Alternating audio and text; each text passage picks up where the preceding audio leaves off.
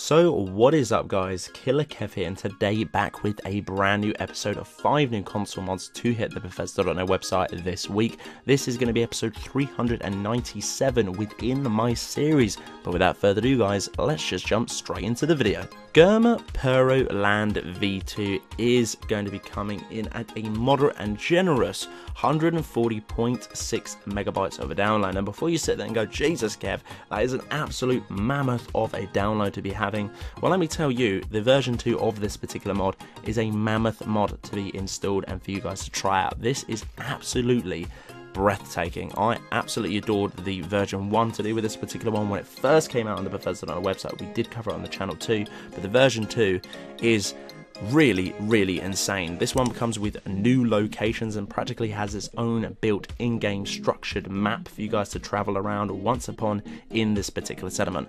It is breathtaking from so many angles. I struggled to get the thumbnail for the mini mod showcase, shall I say, to do with this particular mod, just because it is breathtaking at every single angle. It's so easy to get to as well. All you need to do is head over to Riverwood, and right next to the sawmill and the massive pile of logs, once you go upon the bridge, there will be a little trapdoor right next to the tree.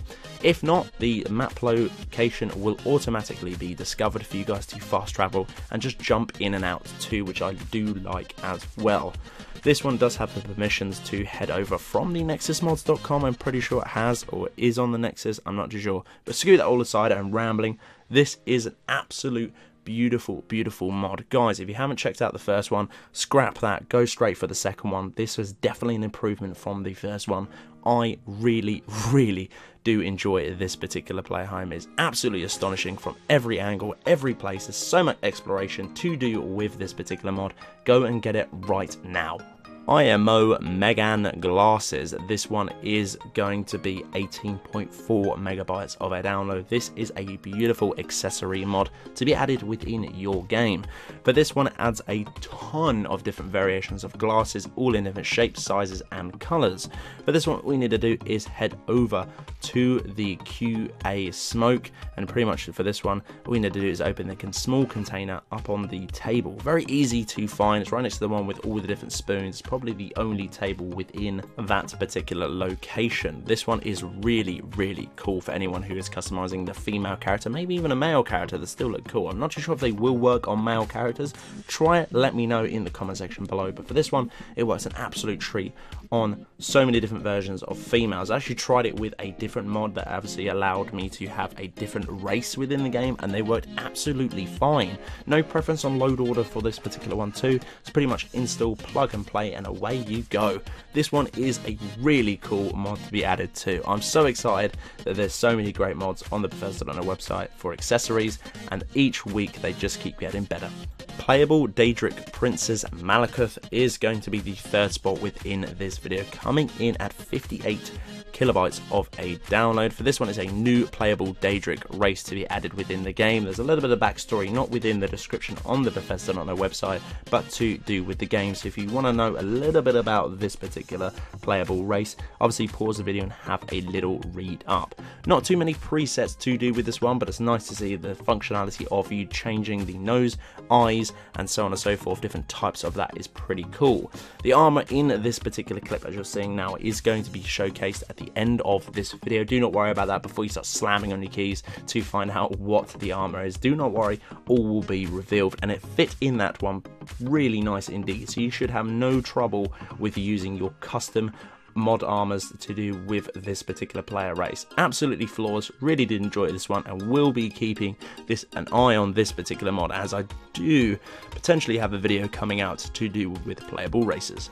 Lovely Longswords is going to be coming in at 1015.6 kilobytes of a download. Integrates Longswords within the game absolutely beautifully through the leveling list as well, so you do not have to worry about any sort of immersion or lore or unlore friendly things happening within your game. Stats are between swords and great swords. Damage, weight, length, value, everything, all of that is equated for to do with this one. As I said before, it's in with the leveling list, is to do with bandits, guards and vendors, and also everything else that you can imagine within the game. Longswords are also craftable and can be upgraded through the grindstone, with their respected perks, of course, you guys making them. The materials required for crafting them are alongside of the other components to do with the greatsword. Now the longsword, you're probably thinking, is going to be anywhere between either a one-hander or a two-hander. This one does actually rest in the category of a two-hander. I did try and pair this up with a shield, as you can probably tell within the footage on screen now, but this one unfortunately is going to be a two-hander. It's a little bit shame that no one could tweak the fact of maybe getting a one-hander into the length of a two-hander, obviously equipping it as a two-hander, or maybe even equipping it as one-hander. Just, I want a massive sword and a shield. But this one, screw that aside, they do look very nice indeed. I don't think they are vanilla. I think they have been tweaked and definitely sort of mixed up ever so slightly. They do not look like standard vanilla swords, and they do not look like standard great swords, which is also very nice to see. Only a few to be shown within this particular video. There's going to be a ton of different description if you want to go read this one. It's pretty much going to be slightly less average damage than a great sword within the game. But overall, really did like this one, and it's absolutely beautiful. The fancy witch armor, Eli Dark Triss armor, is going to be 23.3 megabytes of a download. Now, in order for you guys to craft this particular armor, you will need the witch crafting book. Now, there's two different ways of getting this particular book.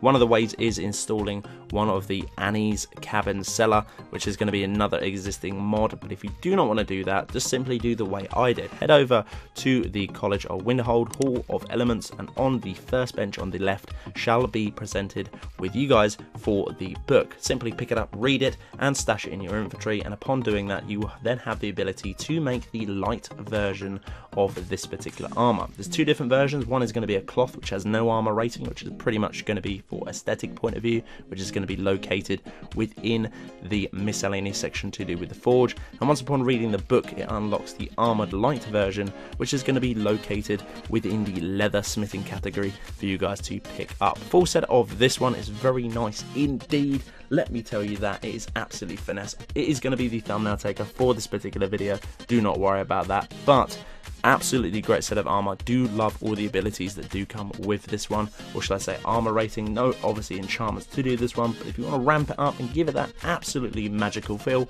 stick some enchantments on it, mix it up a little bit, get a staff, pretty easy to do.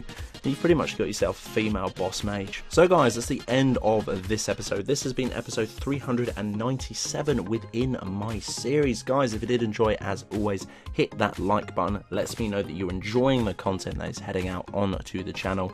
I personally think it's going very nice indeed, but obviously it's all about you guys and giving me that feedback. If you're new around here too, click that subscribe button. Why not click that little bell? What that does is basically, if you click that, you will get a notification, however means necessary, however YouTube does it nowadays, straight to your device that you're on currently now, to let you know that I've uploaded a new video to the channel. But until the next one, guys, Killerkev here, and Killerkev out.